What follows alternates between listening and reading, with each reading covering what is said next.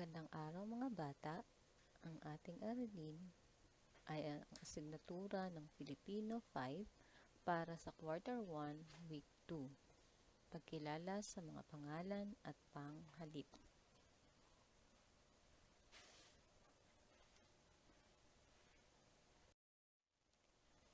Tumingin sa iyong paligid. Ano-ano mga nakikita mo? Alam mo bang karamihan na iyong nakikita, naaamoy, nahahawakan at kinakain ay tinatawag na pangalan? Ano nga ba ang pangalan? Ang pangalan ay ginagamit sa pagtukoy o pantawag sa tao, bagay, hayop, puok, o lugar at pangyayari. Halimbawa, sa ngalan ng tao, ina, Mang Cesar, doktor or manang at marami pang iba. Halimbawa naman ng bagay ay lapis, module, cellphone, radyo, chip. Ilan sa halimbawa ng pangalan ng hayop ay kalabaw, bantay, pusa o kambing. Ang puok o lugar, halimbawa nito ay probinsya, Cavite, Saudi at Kusina. Sa halimbawa naman ng mga pangyayari, nariyan ang Pasko, anibersaryo, kaarawan o mahal na araw. Ang pangalan ay may limang uri. Una ay ang pangalang pambalana.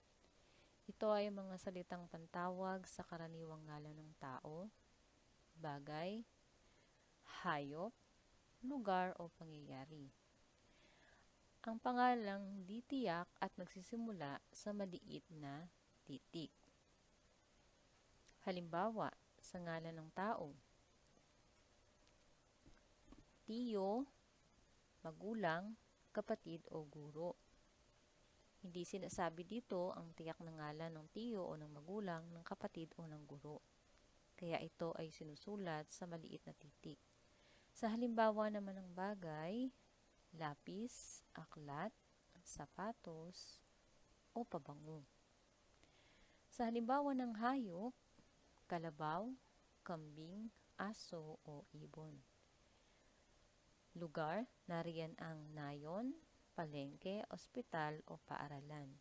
O maaari namang ito ay pangalan ng pangyayari katulad ng pagtatapos, anibersaryo o kasal. Mapapansin natin na ito ay nakasulat sa maliliit na letra. Kapag sinabi naman nating pangalang pantangi, ito ay mga salitang ginagamit na pantawag sa tiyak na ngalan ng tao, hayop, lugar o pangyayari. Ito ay nagsisimula na sa malalaking titik o letra. So dito binibigyan na natin ng tiyak na ngalan o specific na pangalan kung ngalan ito ng tao.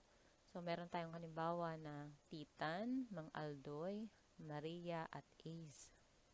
Kung bagay naman, bibigyan mo ng tiyak na ngalan ang lapis, so bibigyan mo ito ng Mongol. Kung halimbawa ng aklat, Alam Filipino. At kung ngalan ng sapatos, ito ay Adidas. Sa hayop, kung ang aso mo ay may pangalang puti, ang pusa ay may pangalang pining, at kung kalabaw, pinangalanan mo ito ng kulas. Sa lugar naman, Laguna, Carmona, Public Market. So, binigyan mo ng tiyak na ngalan ang lalawigan ng Laguna at ang tiyak na ngalan ng palengke, ang Carmona Public Market. Sa pangyayari naman, bibigyan natin ng tiyak na pangalan ng pangyayari katulad ng EDSA People Power o kaya naman Pasko ng Pagkabuhay. Ano naman ang pangalang konkreto o tahas? Ito naman ang mga pangalang pambalana na nakikita natin o nahihipo o nahahawakan. Halimbawa ay ang aklat, mesa, sabon, mangga, tubig, upuan, aso at bulaklak. Ang lahat ng ito ay mga pangalang pambalana na nakikita o nahihipo kaya tinatawag nating konkreto o tahas. Ang sunod ay ang pangalang di konkreto o basal. Ito yung mga salitang pantawag na may kinalaman sa ating emosyon o damdamin. Hindi natin sila nakikita at hindi rin natin sila nahahawakan, ngunit nararamdaman. Halimbawa ay lungkot, hapdi, talino, ligaya o lagim. Ano naman yung tinatawag nating pangalan ng sakan? Ito ang pangalang tumutukoy sa maramihan o pangkatan. Halimbawa, langkay, langkay ng ibon, dosena, dosena ng itlog, kumpol, makumpol ng mga ibon, o kumpol ng mga bunga ng santol, batalyon, batalyon ng mga sundalo, buwig, buwig ng saging, o kaya koro, tropa, barkada. Yan ang mga halimbawa ng pangalang lansakan. Tandaan natin sa lahat ng uri ng pangalan, ang pangalang pantangi lang ang nagsisimula sa malaking titik at ang pangalang pambalana, konkreto, di konkreto at lansakan ay sinusulat sa maliliit na titik, maliban na lang kung ito'y ginamit bilang simula ng pangusap. Matapos nating malaman ang pangalan, alamin naman natin ang panghalip. Ang panghalip ay ang panghalili o pamalit sa pangalan. May iba-iba rin tong uri, katulad ng panghalipanao. Kapag sinabi nating panghalipanao, ito yung mga inihahalili sa pangalan ng tao lamang. Makikita natin ang mga halimbawa, ako, ikaw, tayo, sila, kami. Meron din itong mga kailanan, pwede itong isahan, pwede itong dalawahan, at pwedeng pangmaramihan. Meron din tayong tinatawag na panghalip-paari. Ito ay ang ipinapalit sa pangalang nagpapakita ng pagmamay-ari. Halimbawa, akin. Ang angklat na ito ay akin. Iyo ang lapis. Kanya ang aklat.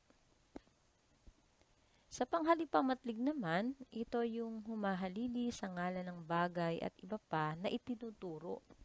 Maaaring ang bagay na itinuturo ay malapit sa kanya, malapit sa itinuturo, o malayo sa nagtuturo.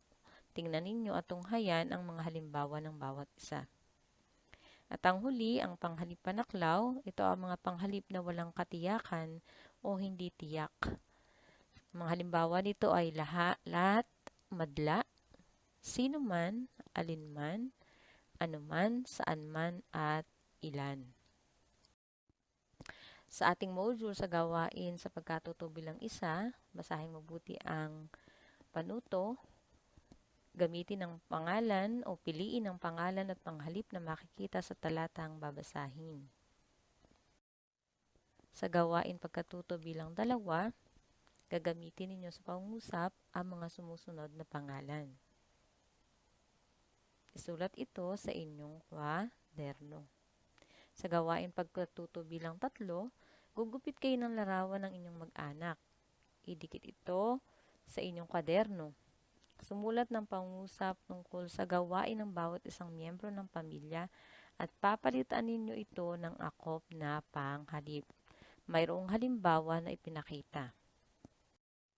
Sa gawain pagkatuto bilang 4, ang mga pangalan na mayroong salangguhit ay papalitan ninyo ng mga angkop na panghalip na inyong napag-aralan.